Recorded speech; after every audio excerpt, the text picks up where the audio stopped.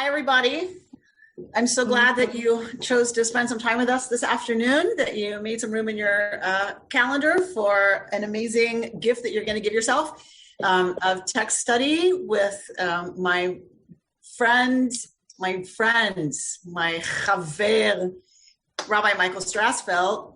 Some of you have heard, because I see some of you die-hard old Reconstructionists, you know about the Society for the Advancement of Judaism. I know the Eliases do. Scheibel over there, Shelley, you know it. Edelstein, you know it. So the Society for the Advancement of Judaism in New York, Michael, we are old enough now that he is emeritus of that synagogue. Some of you who don't know about the SAJ may know something called the Jewish Catalog. Do you remember the Jewish Catalog? Mm-hmm. That would be Michael Strassfeld, people. That would be Michael Strassfeld. So some of us knew him way before we knew his name. We just knew his work.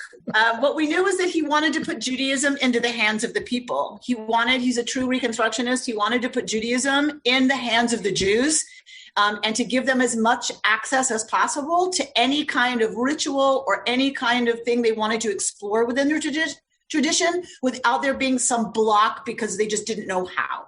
And so he gave them a manual for how to do Jewish, including how to tie tzitzit, like everything, people, everything.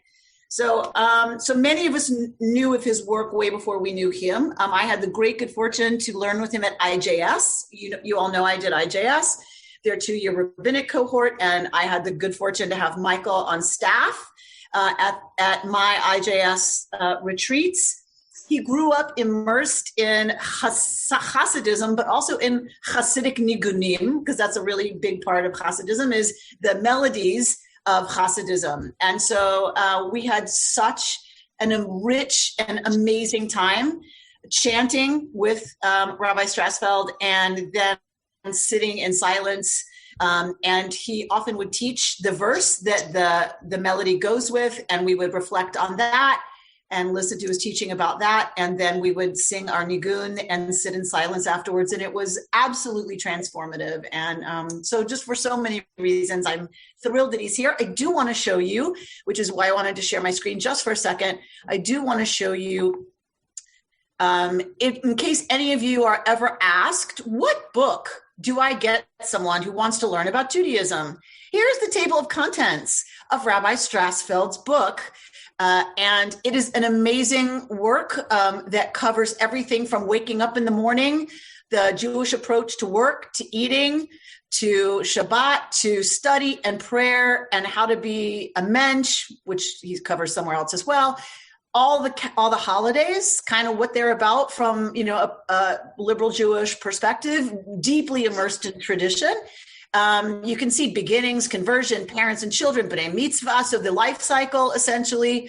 And then look, amazing, God, look at that. God's even in there. So this is a wonderful book, and it really is something you should have. Anybody who wants to know more just about how does Judaism apply to like just life in general, our daily lives, and or someone who's studying intro to Judaism. Thank you very much. And it's great to have an excuse for us to spend some time together, being on opposite sides of the country. And it's great to see all of you, and hopefully I'll get to know you, even if it's just a little bit, over the course of our sessions together. And I was actually at the synagogue a number of years ago when Stephen Carr Rubin was still your rabbi, and he's still your rabbi, and I actually I did a session Shabbat morning with I think at least at that time there was a kind of minyan that met outside the main service. So I remember the building. I was very impressed with the historical display on the on one of the walls that that collected pieces of your past and put it together. And I try to convince SAJ to do a similar thing unsuccessfully. But in any case, so what I wanted to do was to study some Jewish texts with you, and I looked for texts that I think have, multiple layers of meaning, and ultimately, my my ultimate point with these texts is that I think that they have something really to say, some wisdom to bring about real issues in people's lives. And so the text that we have, and I know it was sent out, so some of you may have it or may have looked at it, but it doesn't matter. I'm going to put it up on the screen. So this is a Talmudic text that's from the tractate Shabbat. And if we got what was sent out, it also had the Hebrew. And, feel free to refer to that, ask about that. It just, I don't think we can look at both texts simultaneously on the screen and be able to read them. And the text that we have is a series of 3 stories about Hillel and Shammai.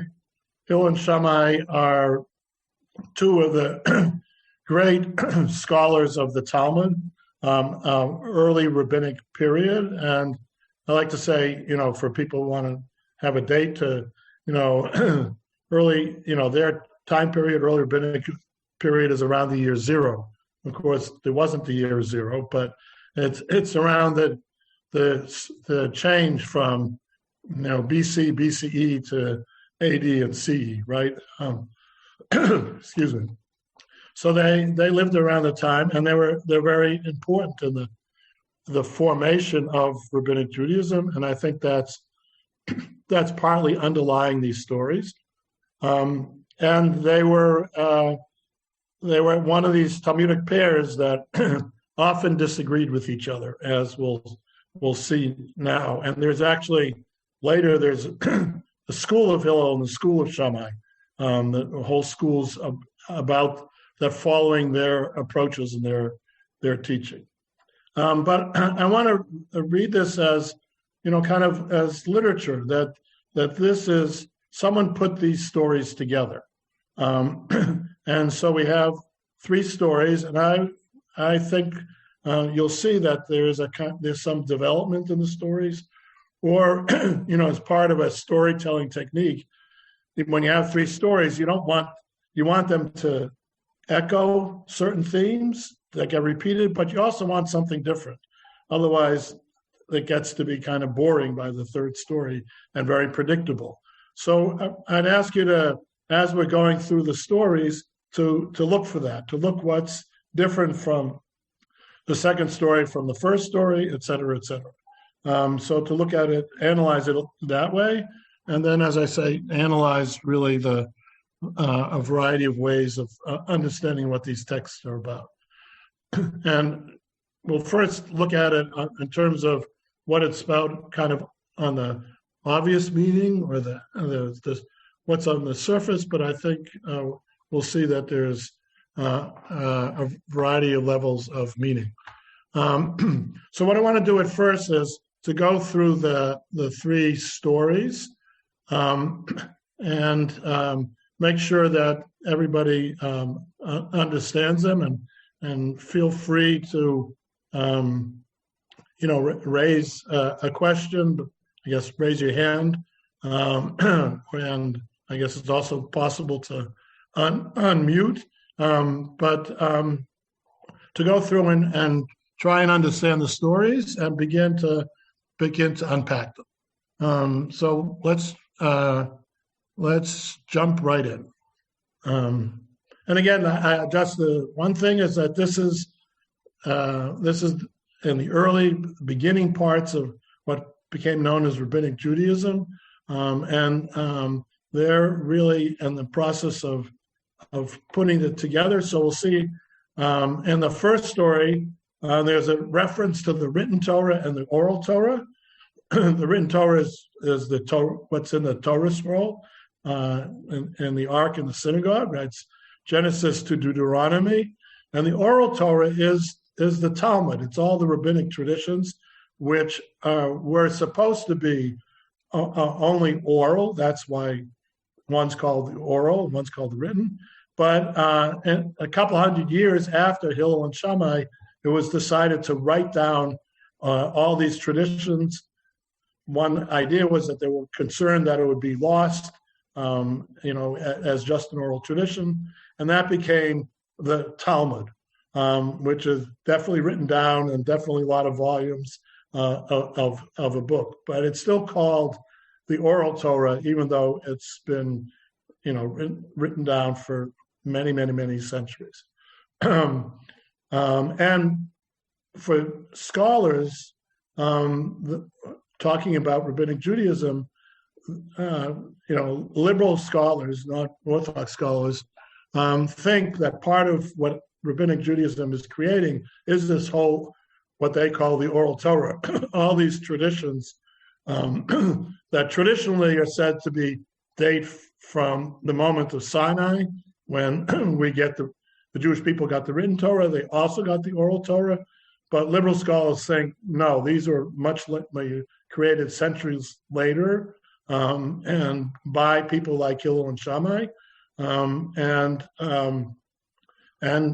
this is an innovation, and part of the heart of what rabbinic Judaism is about is this whole oral tradition and this whole notion that there are rabbis who discuss and debate, and there's halakha, Jewish law.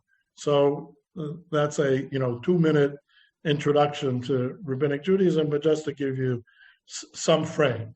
So now I'll say again, let's jump right in and start. The sages taught, right? So the sages are the rabbis, broadly. There was an incident involving one Gentile, someone who's not Jewish, who came before Shammai.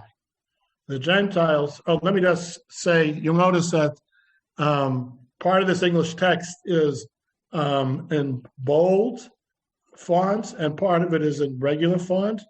So what this is a classic way to translate the Talmud. So the words that are bolded are actually translation of the Hebrew or Aramaic text. So if you looked up, if you looked at the text, you would see that. And the words that are not bolded are the English that you have to add to make the text comprehensible. So in that first line, there was is not in the Hebrew Aramaic text, or in the second line, the repetition of the Gentile is in there. They put it in so it makes sense to us just reading it. So that's just a kind of explanation of what we're looking at. So this Gentile, this non-Jew, comes to Shammai and said, how many Torahs do you have? And Shammai responds, 2, the written Torah and the oral Torah. And the Gentile said to him, well, with regard to the written Torah, I believe you. But with regard to the oral Torah, I do not believe you. Convert me on condition that you will teach me only the written Torah. Right? So you have this non-Jew who's interested in converting to Judaism, but begins not by saying, I'm interested, but he asks this question, how many Torahs do you have?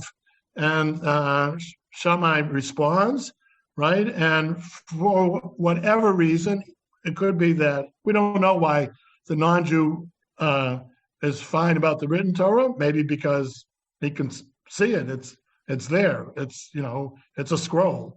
Or maybe there's a sense that, wait a minute, this oral Torah stuff, like I hear other people saying, you guys are inventing it today, right? So we don't know why, but for whatever reason, he rejects the oral Torah. He's only interested in the written Torah. So he says, convert me on condition that you'll teach me only the written Torah. So he sets a condition for his conversion. Shammai's response is scolded him and cast him out with the reprimand. Basically said, get out of here, right? So the same Gentile then came before Hillel, who converted him and began teaching him Torah. So immediately we see the different response, right? So Shammai has this exchange with him, and then when he hears his condition, he says, get out of here.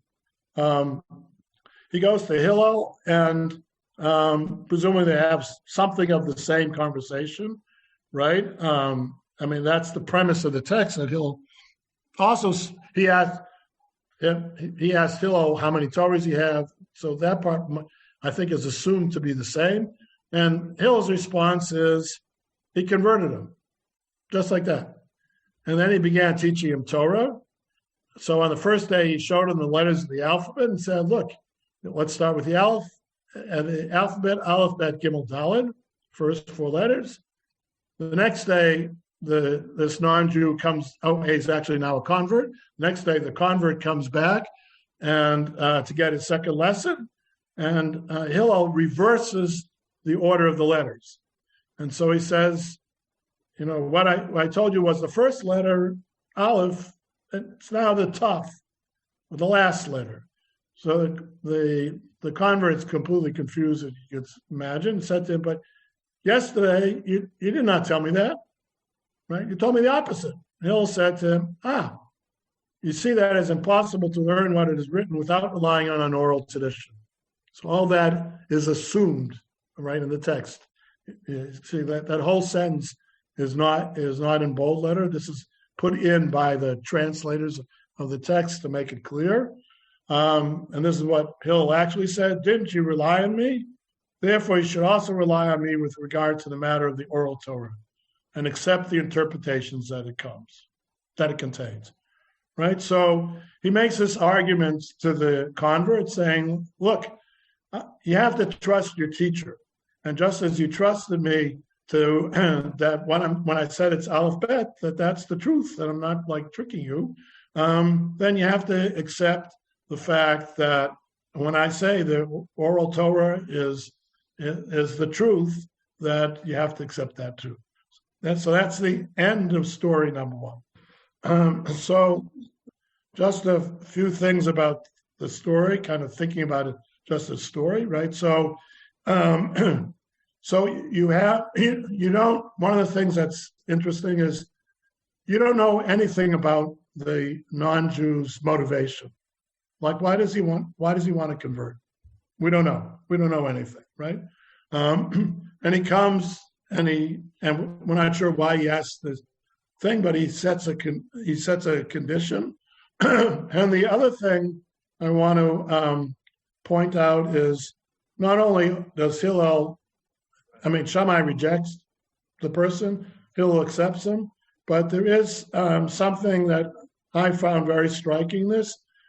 Hillel converts him right away. He doesn't say, hey, you have to take this class, and then you have to, visit a bunch of synagogues, to learn about he doesn't do anything. He just says, great, you're converted. And then he starts to teach, right? So that's interesting. And in fact, there are other sources in the Talmud that talk about conversion in the way that I think many people think about it is, you have to go first and study, right? But Hillel doesn't do that, and it's clear in the text, right? He converts him, it's explicit, and then he begins to study. He reverses it, right? You become Jewish, and then you study. Not you have to be studied to become Jewish. Okay, so keep that all in mind. I think what I'll do is let's do all 3 of these, and then I'll open it for some of your thoughts or questions and comments. So at any point, please feel free to ask questions. Okay, so story number 2. So, and this story, some of you may have heard before because it's among sort of popular stories in the Talmud to be quoted. So there was another incident involving one Gentile who came before Shammai and said to Shammai, right? So we're, I don't know, I didn't count, about 15 lines down the page. So this is a different person who's thinking of converting, comes to Shammai, convert me on condition that you teach me the entire Torah while I am standing on one foot, right? I mean, it's a kind of great image. Like, I want to learn this, but I want teach it to me while I'm standing on one foot. You could probably guess Shammai's reaction from the first story. Shammai pushed him away with the builder's cubit in his hand. He picks up some kind of stick, a measuring rod or something, and he pushes him or chases him out or threatens him. I mean, it's a kind of, and you can see there's a kind of escalation of Shammai's response from the first story. The first story, he basically verbally reprimanded him. You can imagine him saying, "Get out of here," And now he picks up a stick and chases him out of the room. So that's his reaction to this teaching on 1 foot. So the story continues again as now the pattern. So the same Gentile comes before Hillel. He converted him. Hillel's response is the same.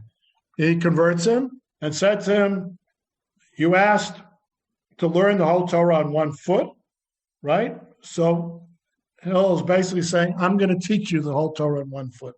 Here it is. That which is hateful to you, do not do to another," right? It's kind of love your neighbor as yourself, but put it into the negative. That which is hateful to you, do not do to another. That is the entire Torah. And the rest of it is interpretation. Some people translate it, and the rest of it is commentary. And then ends with go study. So he says, I would say he says a lot in a short, short times. The person standing on 1 foot. He says, okay, it's this ethical principle, right? Don't do anything that is hurtful to others, basically.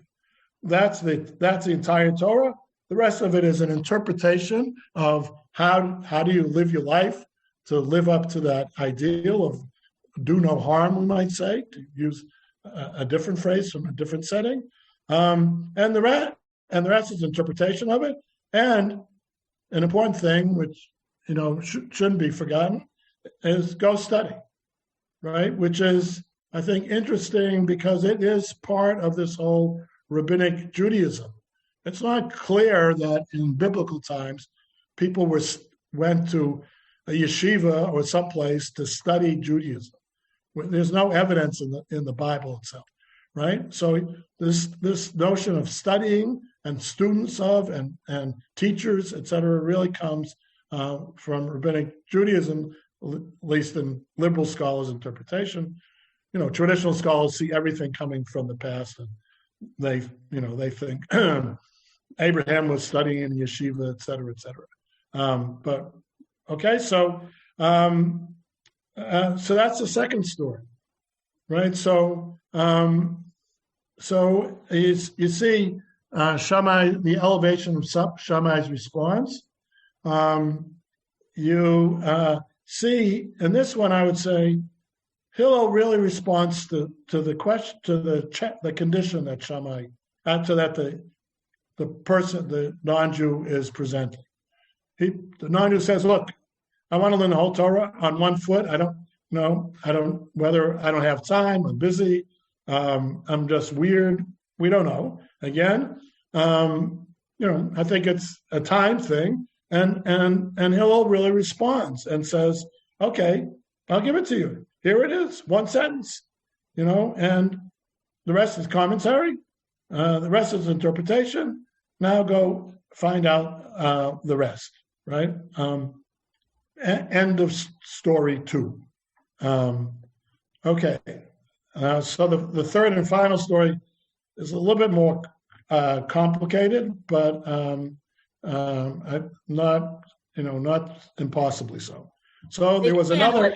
They can handle it. They can do this. They can do this. There was another incident involving one Gentile. So here we have immediately we see there's more of a backstory in this one, and you'll see there's more of a later story in this one. It's a fuller. It's a longer text. It's a little longer story. It's a little bit more complicated, but so there's this this Gentile doesn't say, hey, I want to convert, I'll go talk to Shammai. He's walking by the study hall. He's walking by the yeshiva, the Beit Midrash, and he hears from inside the teacher who's teaching Torah to his students and quotes the verse from Exodus about the garments of the priest, right? And says, and these are the garments which they shall make, a breastplate and an ephod and a robe and a tunic, et cetera, et cetera, et cetera. All the priestly garments which are given, in Exodus are described in great detail. And the Gentiles said, these garments, for whom are they designated? They sound like kind of interesting, impressive, or beautiful, or rich, So who are these garments for? Oh yeah, right. And the student said to him, sorry, I just lost my place. Student said to him, they answered, for the Kohen Gadol, for the high priest. So this non-Jew said to himself, I will go and convert so that they will install me as high priest. I'm going to convert on the condition that I become the Kohen Gadol, the high priest.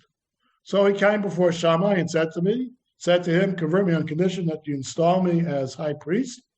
Shammai pushed him with the builder's cubit in his hand. He's still holding the stick. People keep on coming to his door, and he's ready. He came, pushed him out the door. So the same guy comes before Hillel. Hillel's response, again the same, he converted him. Then Hillel said to him, to the convert, is it not the way of the world that only one who knows the protocols of royalty is appointed king? You should go and learn the royal protocols by engaging in Torah study. In other words, you should learn about this. And it's a question, why say royal protocols rather than priestly protocols? It's not completely clear, but let's leave that as a question hanging over. In any case, he went and read the Bible, right? This is the convert. When he reached a verse in Bamidbar, in Numbers, that says, and the common man that draws near shall be put to death, talking about that someone who approaches the Mishkan, the sanctuary, which is a place of Kedusha, of holiness, that you're not allowed to go into the sanctuary, we might say, and into the holy section of the sanctuary, and certainly not the Holy of Holies, which we know that only the Kohen Gadol, to talk about, can go on Yom Kippur, right? So the text says that just a regular, only a Kohen and maybe a Levite is allowed to enter the sanctum, right? Any regular Israelite is not allowed, and the penalty for doing so is death. It's a capital crime. So hearing this, the convert has a really interesting response. He says to Hillel, who's clearly his teacher, as in these stories. So he said, who is this talking about when it says the common man? And Hillel responds, even with regard to David, the king of Israel, right? So any common person, including the king, who you might think would be the exception to the rule. It's not the exception to the rule. Anyone who's not a Kohen or a Levite cannot approach the sanctuary. And so the convert reasoned from that here that says an a fortiori, which is an Italian term. No, it's actually a translation of Kal v'chomer, which is one of the rabbinic principles of how you study Torah and the legal codes, and we'll see what it means in a second, right? So he's using a rabbinic, a technical term, right? And he says, if the Jewish people are called God's children, and due to the love that God loved them, that he called them, Israel is my son, my firstborn, quoting Exodus 4:22, right? And nevertheless, so he's quoting scripture, he's quoting Torah to say, look, I know that the Jews are beloved of God, because God says, I'm going to quote a verse to prove it. So he's already doing the rabbinic thing, right? He's proving from a proof text of this verse. And okay, so they're beloved. They're like the firstborn, your favorite kid. But the verse still says, a common person that draws near the sanctum is to be put to death. Well, I'm a convert. I didn't come with any. I'm not King David. I'm not of a. I don't have yichus in the Jewish world. The thing is, I'm nothing more than with a staff and traveling bag. Or we would say, our colloquial expression would be, all I have is the clothes on my back, right? I don't have anything, right? But you're talking about, I don't have anything merit-wise. It's not about possessions. All the more so. So if it's true that Jews, even King David, aren't allowed to enter the sanctum, then certainly it must be true that someone who is a convert isn't allowed into the sanctum, which means can't be the Kohen Gadol, right? Can't be a priest, never mind the high priest, right? So he's kind of learning this out, as it were. So he goes. So the convert decides. I'm about 8 lines up from the bottom. So he decides to go back to Shammai. It's a really interesting move in the story. He goes back. He goes back to Shammai, and told him that he retracts his demand to appoint him high priest. That's translated as Adam, right? But he goes back. He wants to speak to Shammai, and we could ask ourselves, well, why is he doing it? Am I at all worthy to be high priest? It is not written in the Torah, the common man that draws near shall be put to death, right? I think he's rebuking Shammai. He's saying, why didn't you tell me this? I'm quoting the text. You know this text, I know this text. All you had to do was to explain to me what's wrong, right? And you didn't do this. You didn't do this.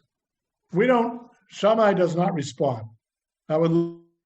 What Shammai said or thought at that moment, but we don't know. We can make it up, but we don't know. And he's not finished, right? And then he goes back to Hillel and said to him, Hillel, the patient, that is the patient one, may blessings rest upon your head as you brought me under the wings of the divine presence, that you brought me into Judaism.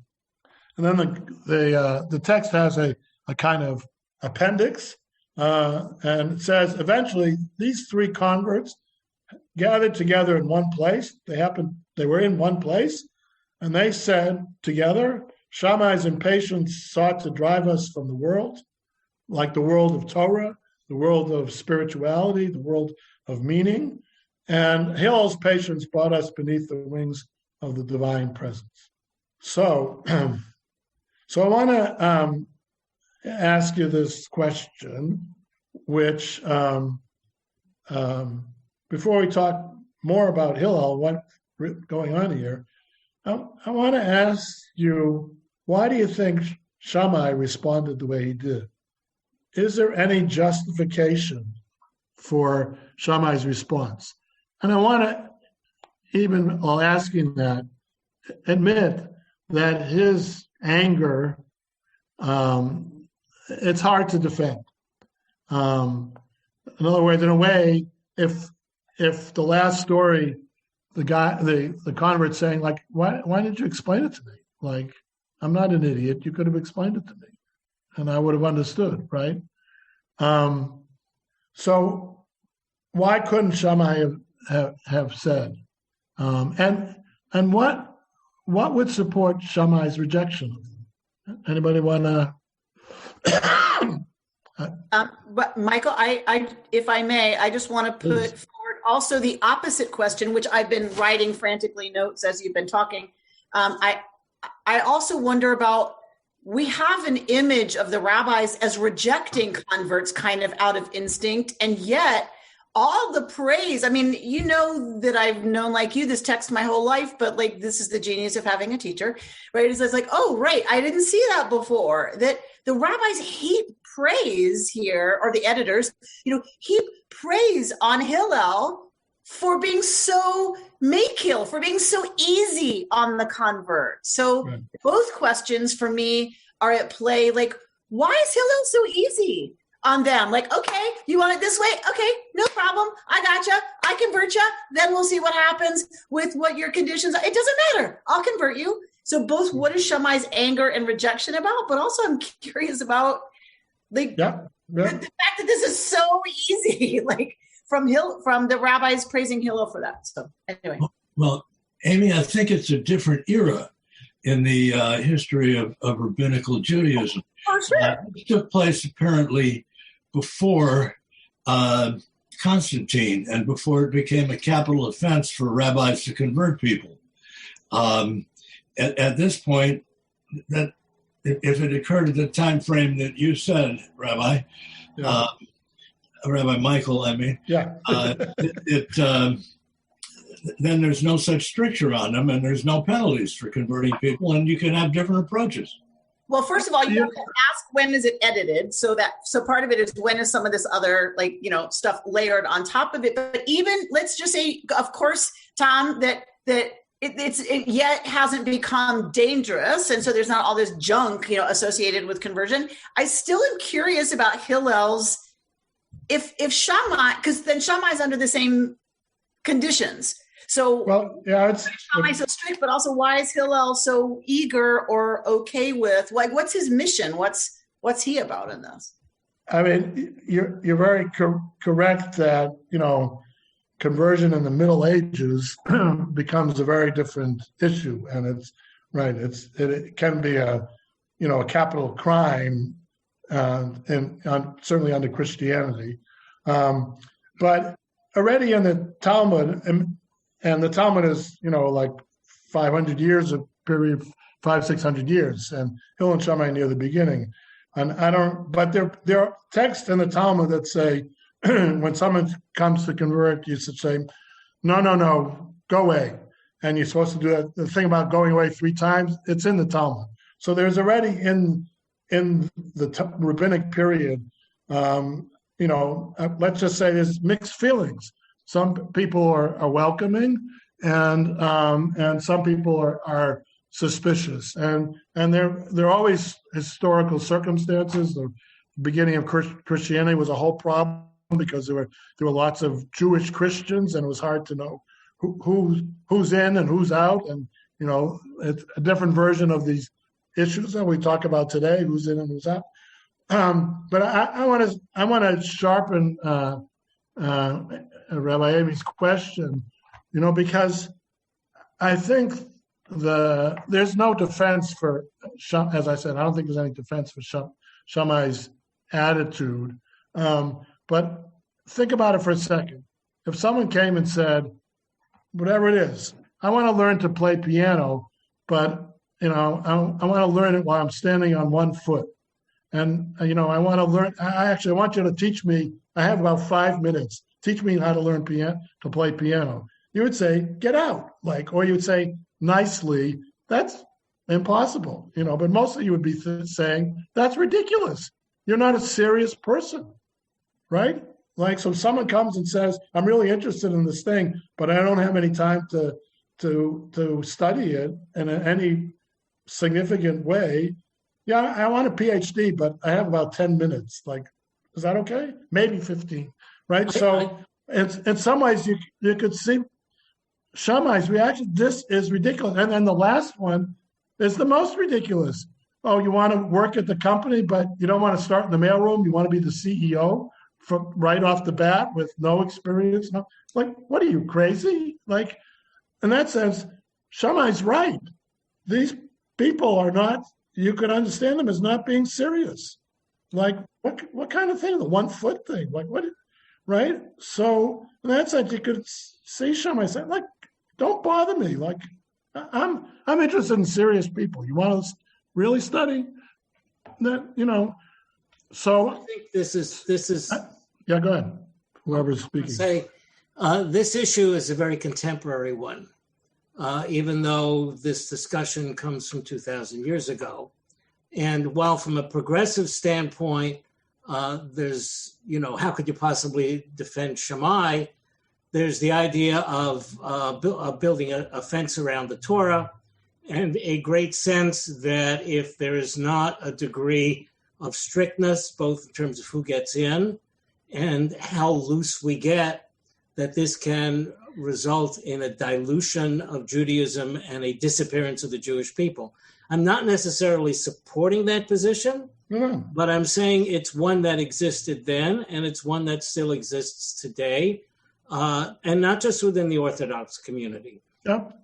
This particular issue is one that has been central to KI for the last 30 years, at least as long as I've been there. First with Rabbi Rubin, and more recently with Amy. And that is, do we say it's going to be real tough to get in the door? Do we put all kinds of conditions there that you've got to prove yourself before we'll let you in? Or do we say basically, we'll let almost anybody in? I'm not going to say anybody, but we'll let almost anybody in. And then from there, we can discuss and we can talk and we can study. And so I think this is very contemporary. And I think the issue is one, it's easy for progressive Jews just to say, oh, Shammai, that's ridiculous. But there are serious questions on both sides. Yep, I think you're absolutely right. I remember some years back, Rabbi Steve saying that when people underwent the conversion process at KI, very often they would give up everything. They didn't want to be Christian, but they couldn't give up the Christmas tree. That was like the last thing. And he said he did not make a big deal about it. He said, if you want to keep the tree and the celebration, that's okay. And what he found over the years was, as they became more and more involved in Judaism and studied more and became involved in KI, they let go of the tree on their own. And there was a substitution or an eclipsing, which kind of reminds me in some parallel way of this. When this man started to study Torah, he could understand. Right. So it's instead of turning away, it's welcoming and then fostering of this kind of involvement and understanding. Look at the issue of interfaith marriage, okay, and how the different movements in Judaism regard it, and the rules surrounding what rabbis can and can't or should or shouldn't do. I was just going to say, I think this whole issue of, of standards, of open, of close, of right, and it's not just about related to conversion. I mean, at SAJ we had a whole discussion about, well, what if a family wants to have a bar and bat mitzvah at the synagogue? Do they have to belong for 2 years? Do they have to belong for 3 years? Do they have to da-da-da-da, right? And, and it was this, broadly, it was the same issue of some people saying, let's be, completely welcoming, and other people saying, let's not be taken advantage of, and let's have people who want to make some commitment, and not like, well, we'll show up the week before, and and people felt differently about that. There's no magic answer, and the truth is, even though I almost thought about not teaching the end of the text, because the end of the text makes it very clear that Hillel's right? The text comes down, and says Hillel was right. He was patient, and Shammai was, and that's the last word in the text. So it'd be hard to argue that the text really thinks Shammai was right. But it's, these things are not simple. And Shammai is right in the sense that there are people who are not serious, right? In this story, all three people converted became complete members of the Jewish community. They're a complete success story. But he could have been, he looked for some things in the beginning. The guy who says, well, I only have about 5 minutes to convert, let's gonna have a quickie conversion. He could have been right that this person is, why am I doing that, right? Yeah, go ahead. Was it Linda? So I see both sides of this, and to me, it's even a more basic issue than, it could be a more basic issue than what we've said before. I mean, many of us who are on this call are teachers, and you know that if you treat students one way, for example, we have a wonderful teacher in Amy, and we jump right in and want to be part of it. No matter where we start, we want to be part of it.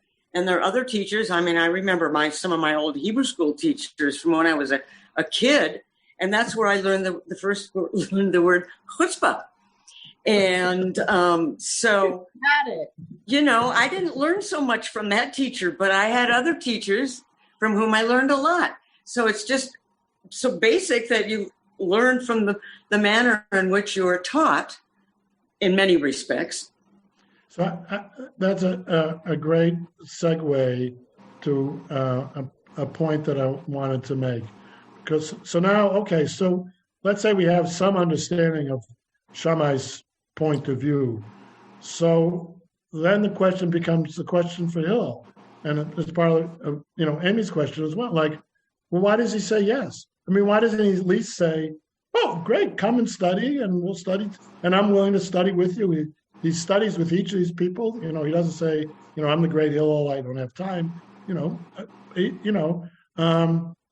Or you could almost read him. Wait a minute, is he kind of like, like one of those people who are converting, out there in the world, and is trying to sucker people in, and like the worst kind of evangelicals, right? Or like trying to capture souls, and selling people a bill of goods. Is that what Hillel's doing?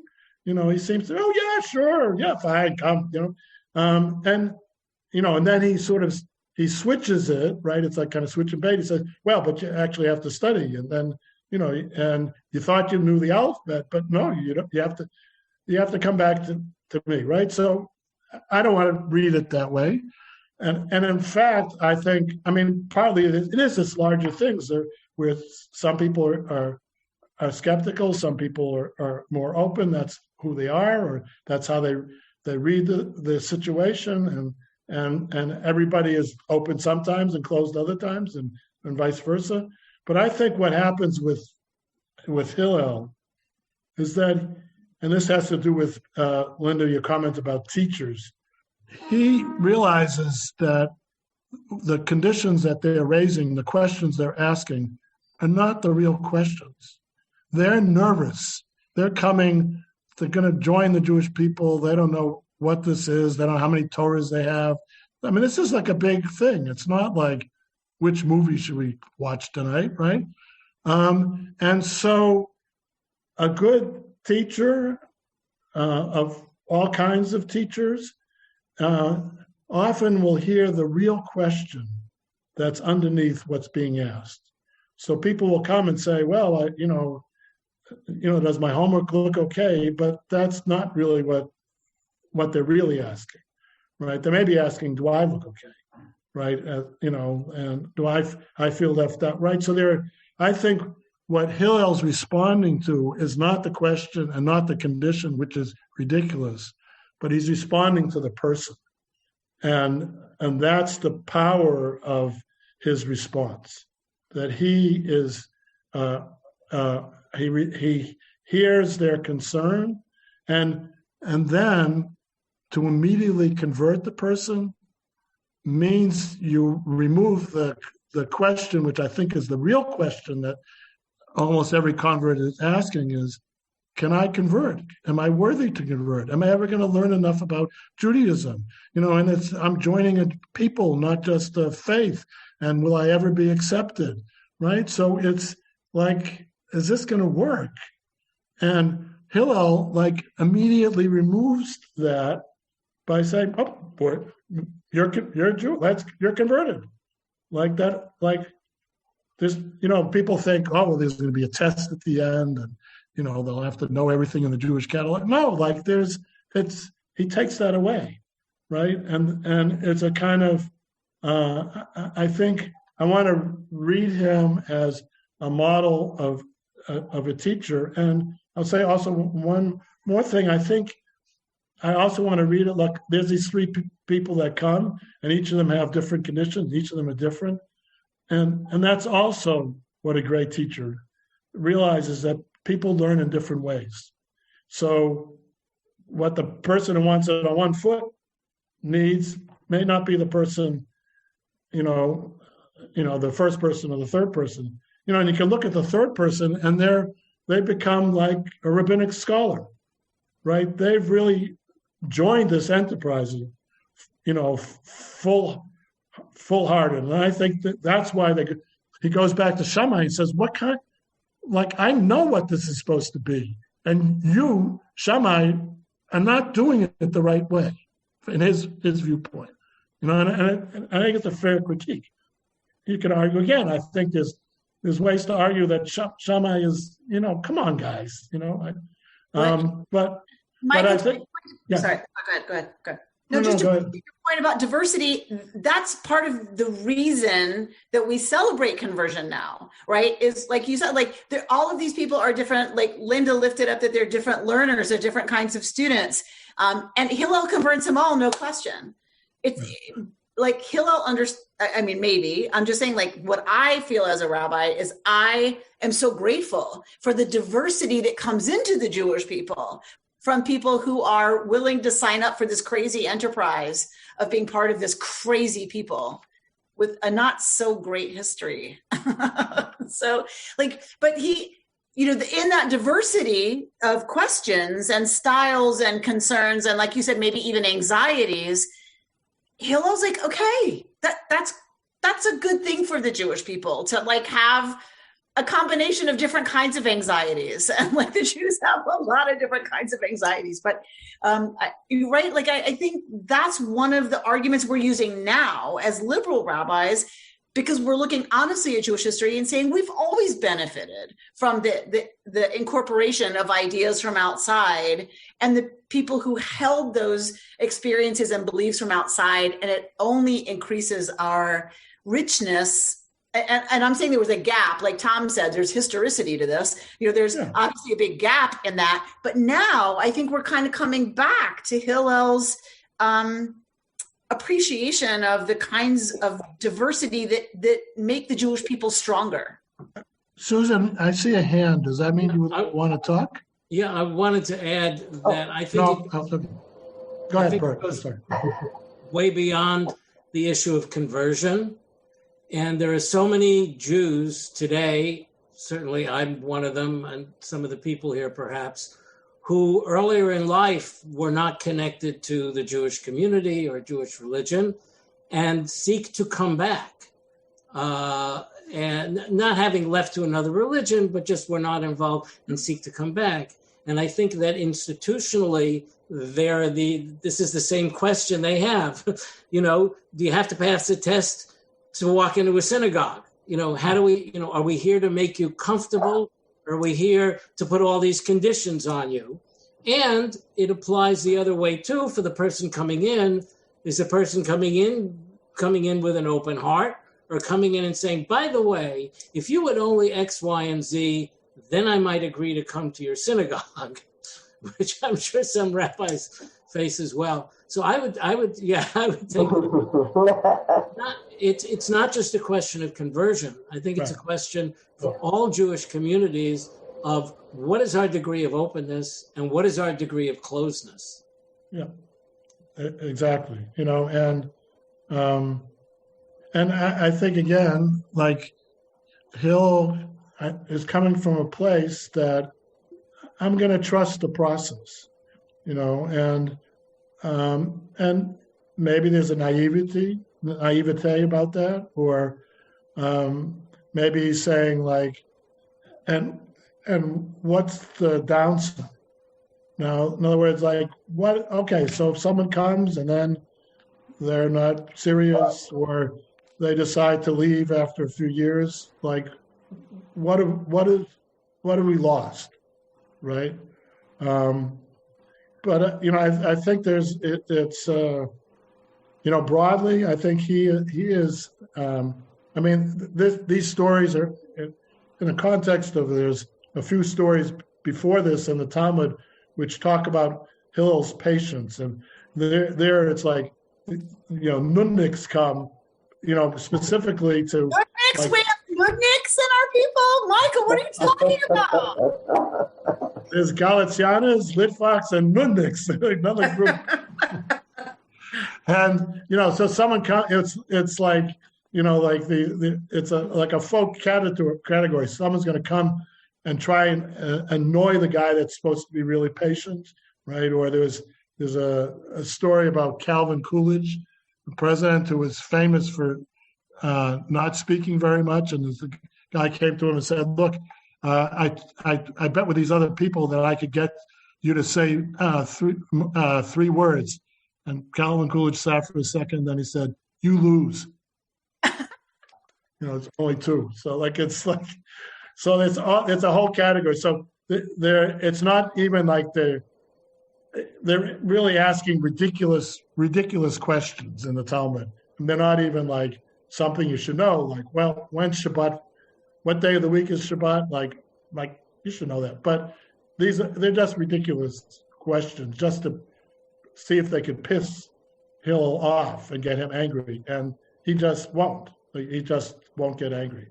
So that would be Rabbi Stephen Carr Rubin. Because I asked him.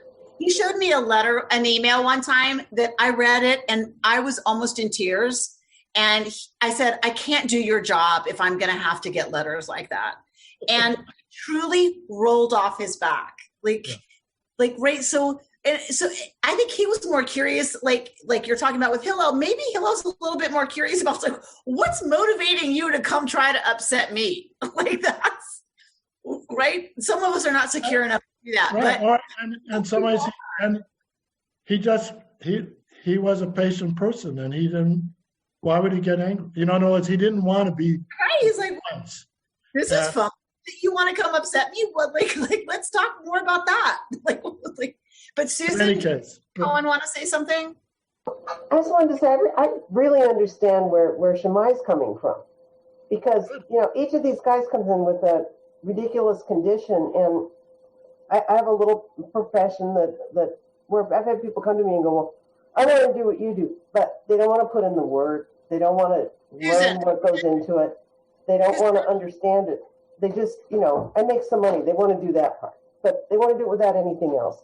And each of these three guys was saying in their condition, like, I want the benefits and I want the work. Now, it isn't how it turned out once Hillel kind of took them under his wing, but it was where they started. So I don't think Shammai was necessarily against conversion. I think he was just against people saying, I want what you have, but without any effort, or without the requisite effort. So, Susan, some of us are having trouble hearing you. Sorry. Getting very garbled. So could you just kind of like softly and in like a sentence kind of give us the nugget of your thought? I get where Shammai's coming from. Because it represents what? It represents being in a situation where people have come to me and said, well, how do you do that? And I say, start to tell them how, and it's like, no, I just want the end result. You can make money doing it. How do you make money? And it's like, no, you have to do all the that goes with it. But they don't want to do the that. They don't want to hear about the that. They don't want to think about the that. They just want the end result. Got it. Okay. Thank you. I want to say something else about Shammai, just to, that one way to understand Shammai is that he follows one principle, which is to tell the truth. If you think about in life, is there one principle that for you takes precedence over anything else? And it's hard to find some things, and some people would say, yeah, truth is very important, but sometimes it could be better to tell a lie because. Do these pants make me look fat, Michael? Luckily, I can't see the pants. I can just see your head. Right. All those kinds of things.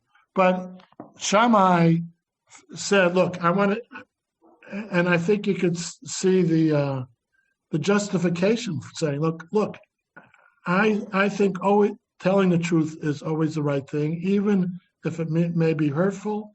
But you don't keep secrets. I mean, like things will come out later, etc. They'll pick it up anyways. What you think about the pants, right? You didn't say anything. That told me everything I needed to know, right? So there's this one way to understand him is that he's telling the truth. So when someone comes and says, "I want to learn the whole thing in 5 minutes," he says, "You can't. That's the truth." He turned out wrong in a way, right?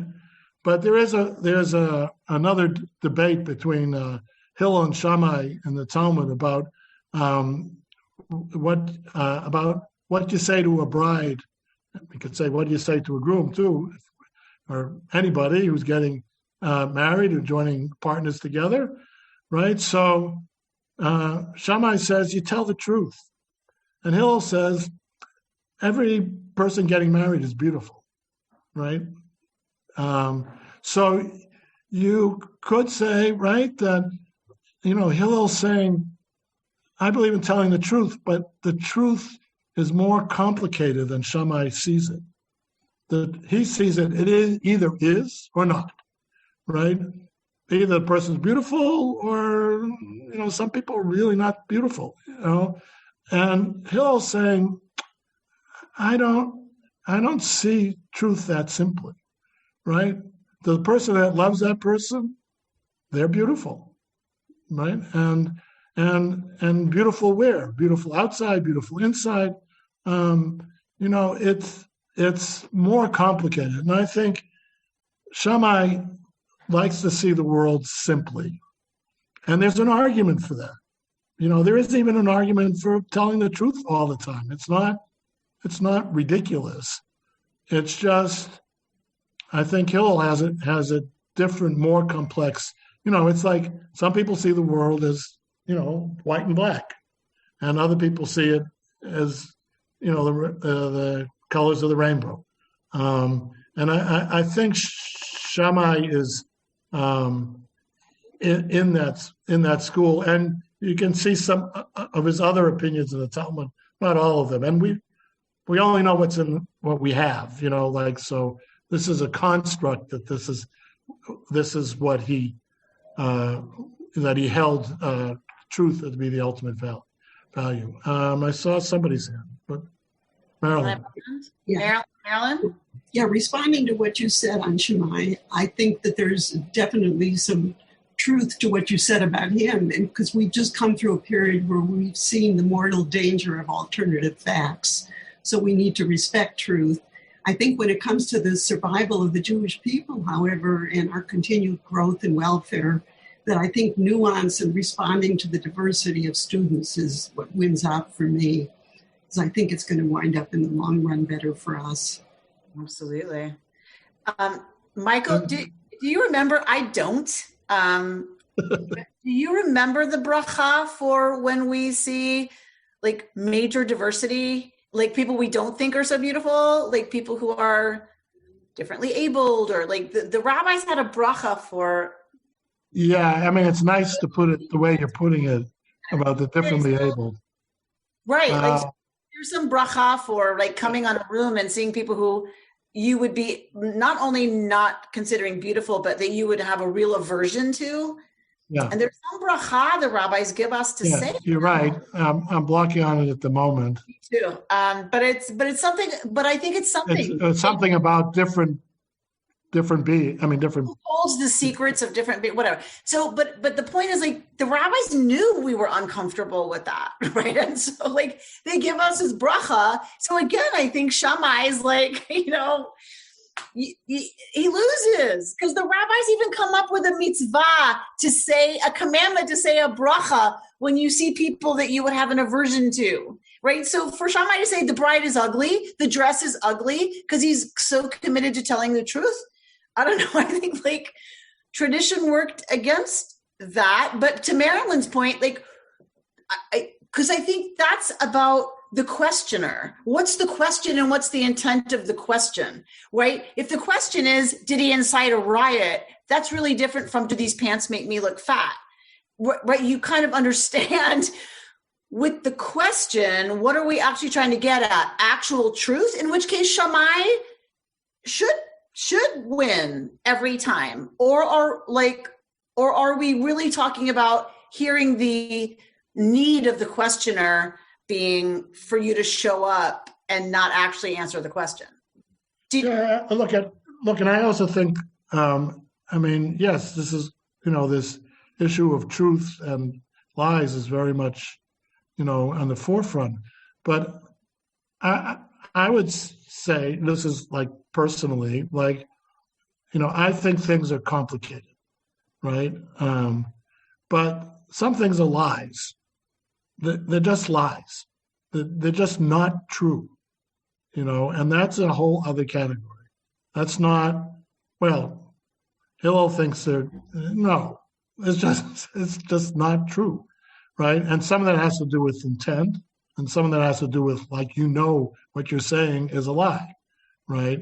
And you're not doing it because you're trying to protect someone's feelings, right? It's just however open, and et cetera, and understanding and forgiving we want to strive to be, right? That doesn't mean that there aren't, whether it's lies or people saying harmful, hurtful things to people, or doing things that are hurtful that are wrong.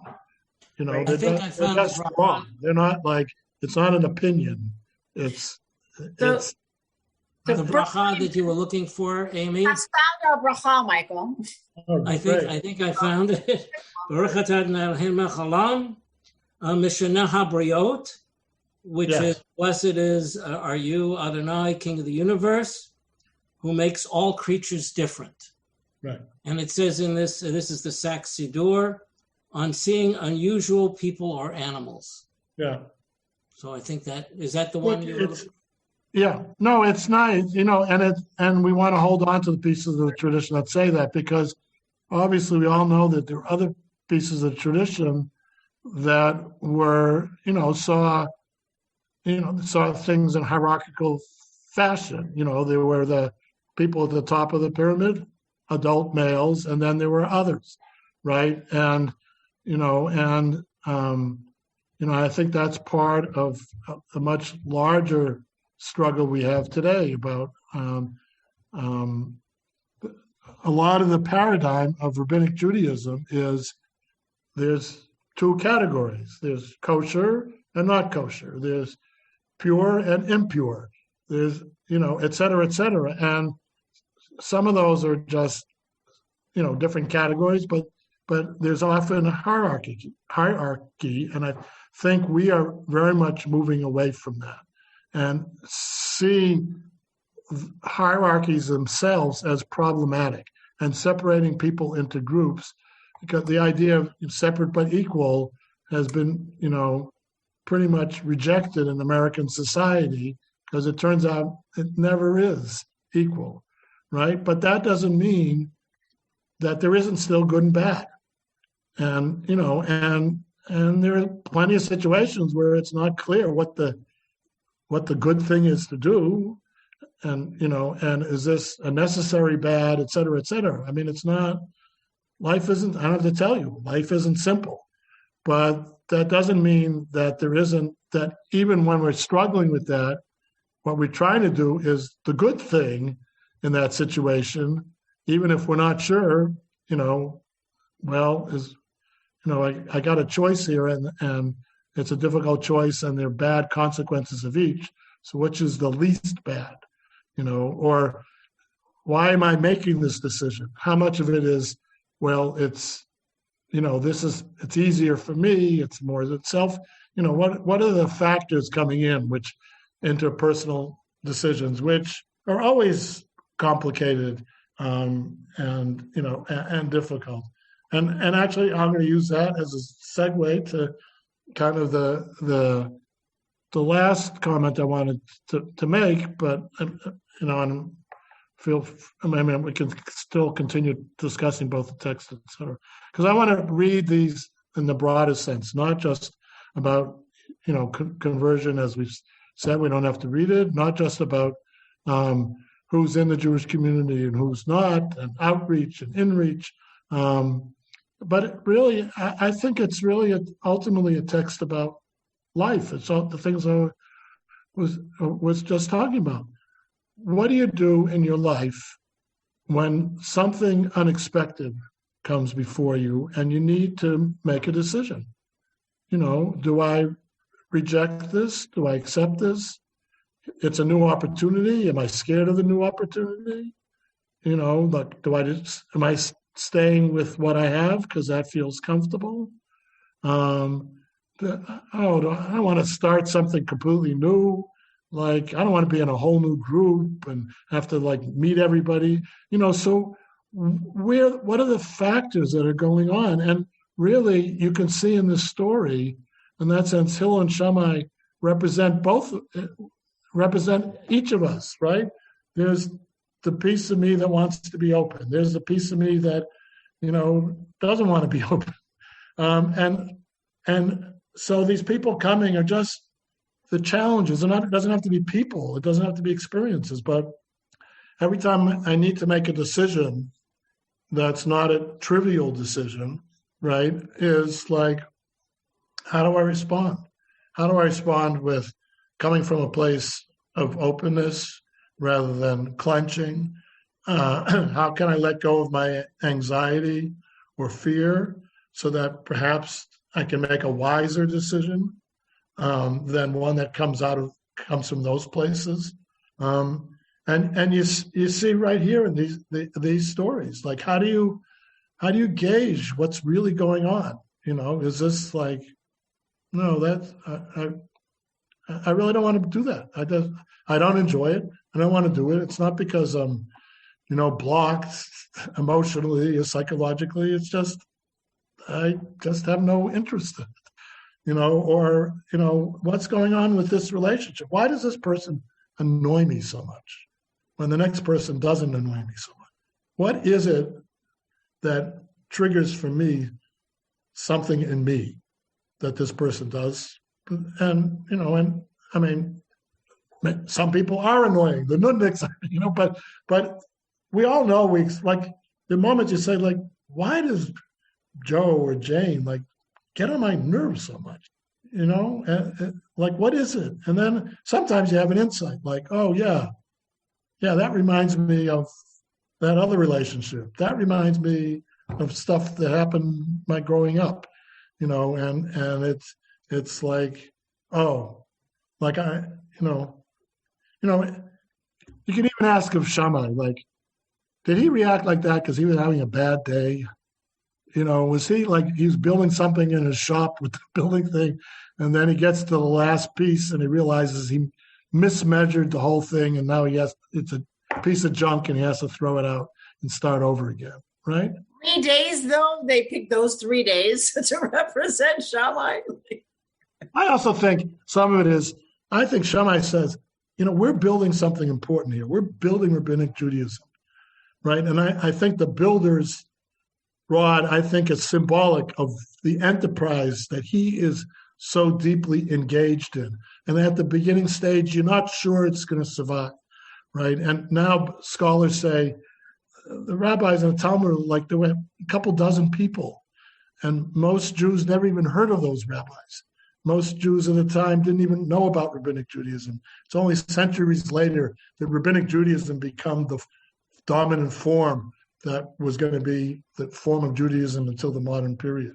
So like it's a small group, and then there's like these people coming, and he's hoping like, oh, good, we'll have 16 people in the group instead of 15 people.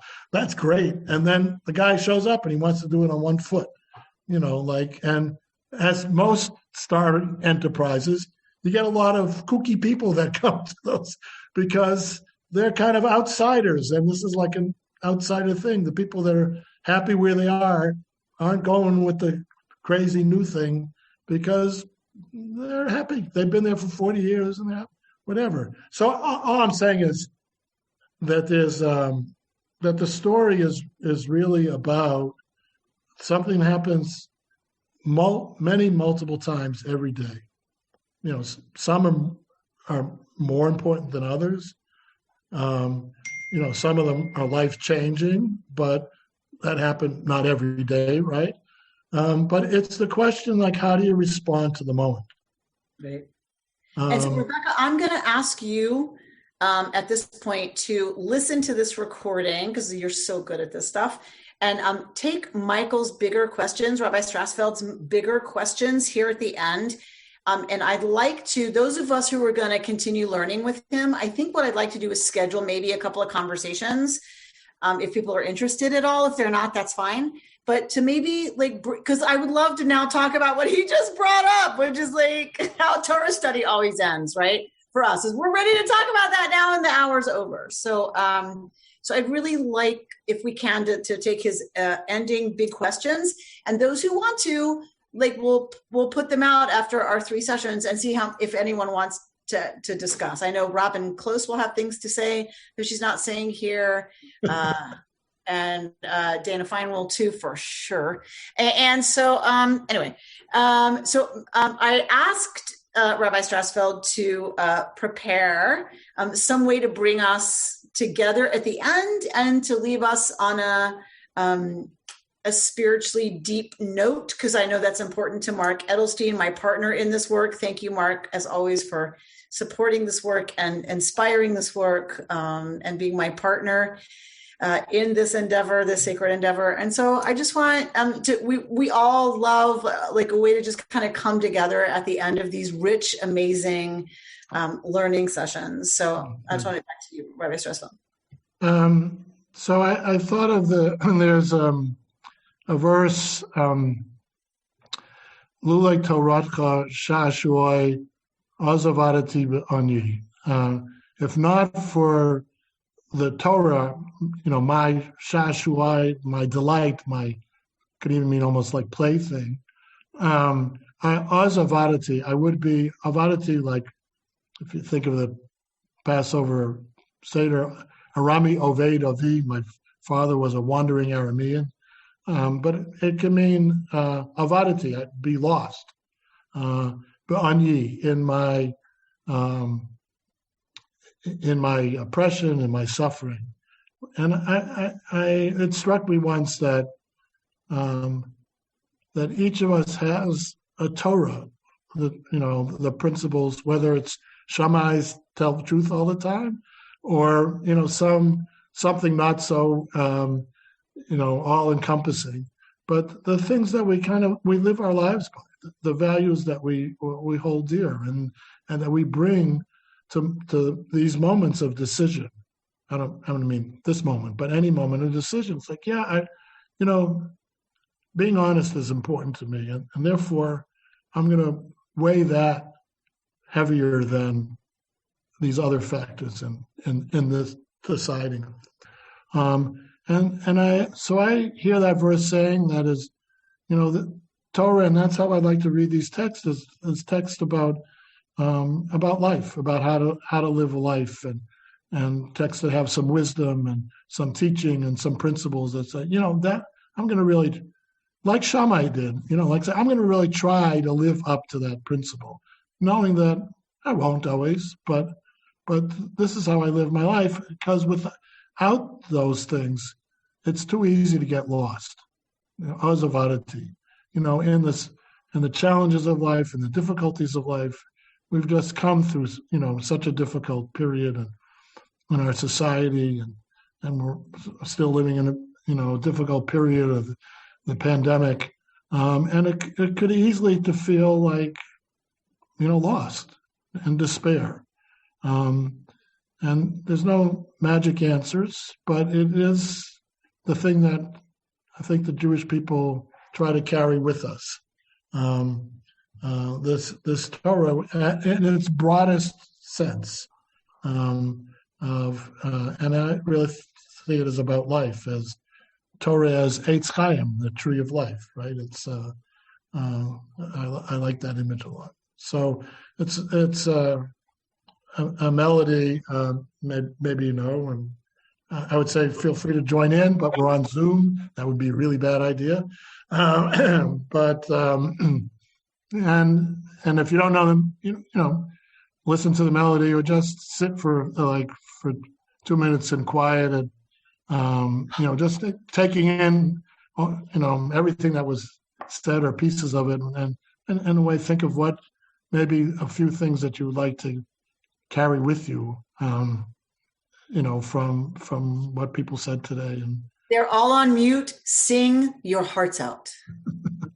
Sing your hearts out. Die, die, die, die, die, die, die, die, die. Die, die, die, die, die. And I, die, die, die, die, die, die, die, die, die, and I, die, die, die, da, and I, die, die, die, da, and I, die, die, die, da, and I, die, die, die. And I, die, die, die, da. And I, die, die, die, da. And I,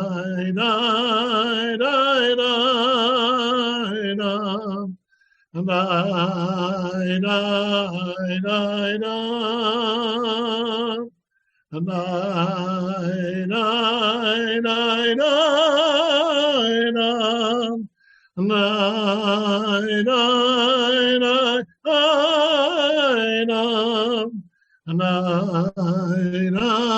die, die, da.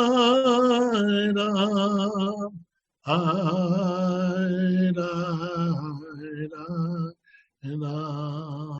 Thank you all very much. It's great. Every time I teach this text, I see and learn something new in it. So thank you for not just being, as they say, for not just being students, but for being teachers as well. Which one last thing, I think Hillel, that's in part how he thought of the people converting as potential teachers as well. And we'll see you in approximately a month or so.